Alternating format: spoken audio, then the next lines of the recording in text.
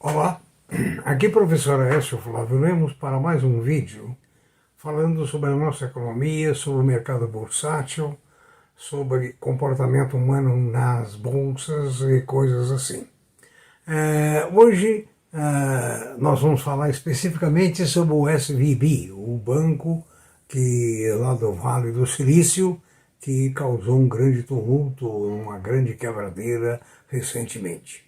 Queira, por gentileza, manifestar as suas opiniões no corpo do próprio vídeo ou então através do e-mail previsioneseconômicas.com.gmail ou e veja nossa relação de vídeos e outras informações em www.previsioneseconômicas.com.br. Bom, nós falamos no vídeo passado o que é um banco. O banco não é nada mais, nada menos que um intermediário. Ele pega dinheiro aqui e empresta dinheiro ali. O Banco Central vem a controlar o volume de dinheiro no mercado. Maior o volume de dinheiro no mercado, menor a taxa de juros. Menor quantidade de dinheiro no mercado, maior a taxa de juros. Ou seja, o banco age através do depósito compulsório. Quando ele quer que tenha mais dinheiro no mercado, digamos, cada 100 depositados em banco, ele recolhe 10. Quando ele acha que deve secar o mercado, para dificultar o crédito, em cada 100 ele pode recolher 20, 30, coisas assim, tornando o dinheiro mais caro. Agora, o Vale do Silício tem muita semelhança, até certo ponto, com a quebra de 2008. Eu disse que os bancos são meros intermediários, ou seja, eles pegam dinheiro aqui e emprestam ali. Pegam aqui e emprestam ali. Nessa arte do pegar ao menor custo possível, do emprestar ao maior custo possível, está a ciência do banco. O outro lado também é a diversificação das aplicações do banco. O SVB aplicou a maior parte do dinheiro dele em startups na área de tecnologia. Resultado, houve uma concentração excessiva. O segundo ponto, grande parte da garantia eram títulos hipotecários. Nós sabemos que imóvel não tem liquidez. A gente, quando quer vender, tem dificuldade, a menos que seja lá na Wall Street, em Nova York, na Quinta Avenida, ali sim tem liquidez porque a demanda é maior do que a oferta. Né?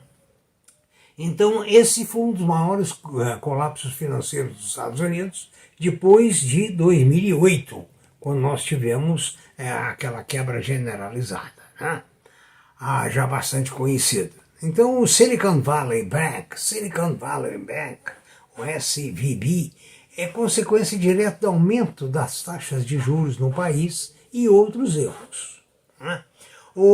Ele enfrentou uma crise de capital depois de uma súbita corrida dos clientes resgatando as suas aplicações. O que acontecia? Ele estava remunerando a taxa, se não me engano, em torno de 1,9, e o Banco Central americano passou a remunerar com quase 3. Então houve uma corrida dos títulos deles, liquidados, deles passando para os títulos do Tesouro americano. Isso deu um rombo muito grande ali, fazendo com que esse banco perdesse muito dinheiro nessa retirada súbita, até porque, como ele não tinha disponibilidade para aqueles valores, ele teve que pegar no mercado dinheiro para repassar para o cliente dele. Então, pegar 3% para cobrir quem estava remunerando a 1,6, 1,7, assim sucessivamente. Por outro lado, conforme eu disse antes, o grande erro foi a concentração num segmento só. Um banco tem que emprestar dinheiro para muita gente. O que aconteceu no Brasil? Lojas Americanas acabou de colapsar. Nisso aí, os bancos tinham dinheiro lá, mas não tinha só nas lojas americanas. Quem tinha só nas lojas americanas se deu mal. É o mesmo caso no varejo. Quem investiu muito no varejo também está sofrendo as consequências disso aí. Né? Então, a consequência principal foi o problema dos juros dos Estados Unidos. Quando o Federal Bank, aliás, elevou os juros, acontece o contrário. O mercado corre dos títulos de títulos imobiliários, das ações para a renda fixa. Nessa corrida, o banco sofreu um struggle, sofreu digamos, uma ausência de, obviamente, capital, né? O aumento geométrico dos juros, eu ainda comentei com vocês em 3 ou 4 vídeos anteriores, uma empresa brasileira que estava se recuperando muito bem, pegou uma carteira de encomenda extraordinária, máquinas pesadas, imediatamente saímos de uma taxa de juros de 2% ao ano para uma taxa para 2% ao mês para 15%, 14%, o que aconteceu? A empresa teve que manter as entregas. Para manter as entregas, ela diminuiu o quê? A margem de lucro. E o contrário, aliás, em alguns casos ela entrou até em prejuízo. Então você vê o efeito do aumento de taxa de juros e as consequências. Por exemplo, o banco tinha uma aplicação de 21 bilhões de dólares aplicados a 1,79, enquanto o Tesouro, taxa de 10 anos, estava pagando 3,9. Então, esse disparate levou o banco a um gargalo realmente intransponível, né? Além dos outros fatores, né? Então, o resultado, isso aí afeta uma série de empresas. A empresa que tinha dinheiro lá dentro não iria receber de imediato, ela tinha compromissos imediatos. Então, o resultado, criou-se uma cadeia um dominó de problemas. Né? Por exemplo, aqui no Brasil, vamos pegar aqui, Lojas Americanas deixou de pagar N fornecedores. Teve um fornecedor de Lojas Americanas, a quem as Lojas Americanas devia, parece que 8 ou 9 milhões, que quebrou. E com quantos aconteceu isso? Né? Então, o resultado, verifique bem nos seus investimentos e veja que no Brasil não há uma grande relação direta com o banco, no Silicon Valley. O que existe é uma relação sistêmica, ou seja, uma vez que um banco entra em dificuldade, outros em cadeia entram também em dificuldade. Tem ainda o problema psicológico. Olha, o banco vai quebrar, vai faltar dinheiro. E diante desse cenário, o que acontece? A corrida bancária. Na corrida bancária, o que faz? O banco quebra. Por exemplo, as ações do Silicon Valley caíram 60% depois que o boato espalhou no mercado. Vamos pegar aqui as Lojas Americanas, estavam sendo negociadas na sexta-feira, véspera da informação, a R$12. Na segunda-feira ela abriu a 1 e pouco. Imagine agora, o investidor tinha R$12 mil na sexta, acorda com 1.000, 1.200 na segunda-feira. Né? Então, o resultado, a corrida bancária é muito séria, o boato é muito sério. Agora, o banco teria que aplicar, vamos dizer, com mais diversidade e maior número de empresas e evitar os títulos mobiliários como garantia, porque, conforme eu falei antes, imóveis nem sempre têm liquidez, certo? Então, o resultado, afetou o sistema financeiro? Claro. Vai afetar mais? Claro, até porque afeta a credibilidade nos sistemas. Eu quero lembrar a vocês que o banco é mero intermediário. Se de uma hora para outra surge necessidade de saque acima do que ele tem disponível, inicia uma corrida, porque ele tem que recorrer a outros bancos, ou o Banco Central.